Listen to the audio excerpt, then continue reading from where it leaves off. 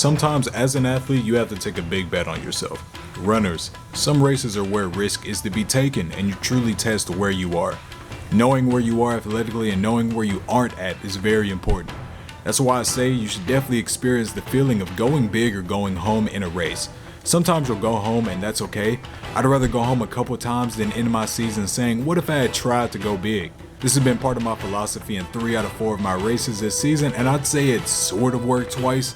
Now I think I know where I'm at in fitness, and I believe I can now go out and have a truly well-measured race. I'm confident in my ability and it will show on the grass and on the track. As you probably picked up by now, I went into this race with a purpose. Get out with the leaders and make a statement. And you can probably also guess by the previous monologue that this did not exactly work out the way I wanted it to. But the season is about the process, and just like always, you'll be seeing that here in this video.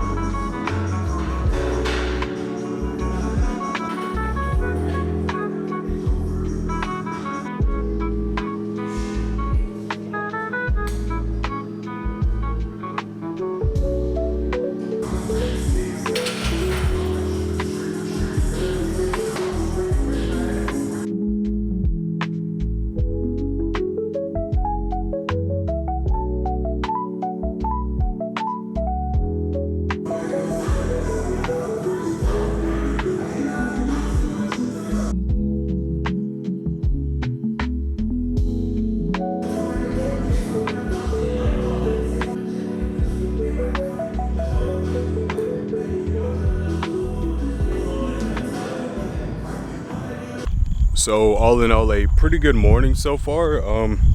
Nice little 8x1K session, or 2x4x1K if you want to break it up into sets like that. And then a little bit of weightlifting, not hard weightlifting at all, just a little bit of upper body and just like a tiny bit of lower body, as you can see, with some engaged core and such. And now I'm finna go to breakfast. I don't have class until 11:10 today, and then I have 2 midterms in a row, so I'm gonna enjoy my breakfast and my last time before I'm locked in for the rest of the day and can't record and stuff. So yeah.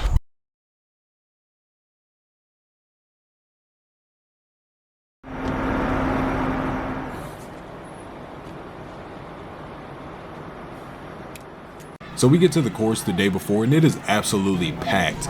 I haven't been to this meet since freshman year 2 years ago and forgot how big it is. But of course the coolest thing for me in comparison to freshman year was the supporter engagement. A lot more people know me now, and I love to meet my internet mutuals and supporters and act like I've known them my whole life.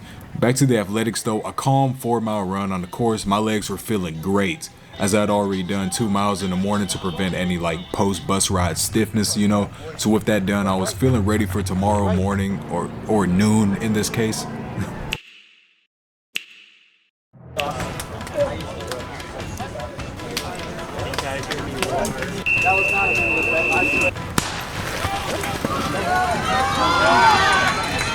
So now we're off. The plan is to go and you can see me front and center in the blue.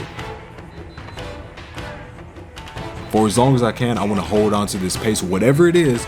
And the next thing I know, we're crossing through the mile marker with the leaders at 4:45, and then the 2 kilometer marker at the same pace. I haven't even gone out this fast for a 5K, bro, but that wasn't even my thought at the moment. I just wanted to stay relaxed and stay up there where the mix was. Unfortunately, this was not long-lived as the heat definitely started getting to me and the sweat was beating like crazy. My jersey was soaked. I know you know the feeling of a sticky jersey. It is not good. After falling off pace for a good bit and still coming to the 2-mile marker in under 10 minutes, which I hadn't done for an 8K before, I started to feel it near the 5K mark. And at this point, I'm just trying to latch on to someone else. But there's definitely moments where I'm in no man's land and I'm falling off of the pace hard. With all that being said, I still finished strong for like 600 meters. My last mile was still pretty dead at about 5:20.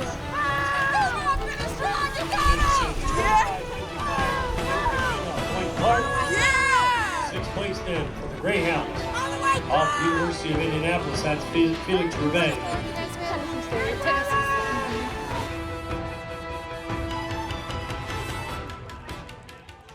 I started feeling it like around here. But, Like 26.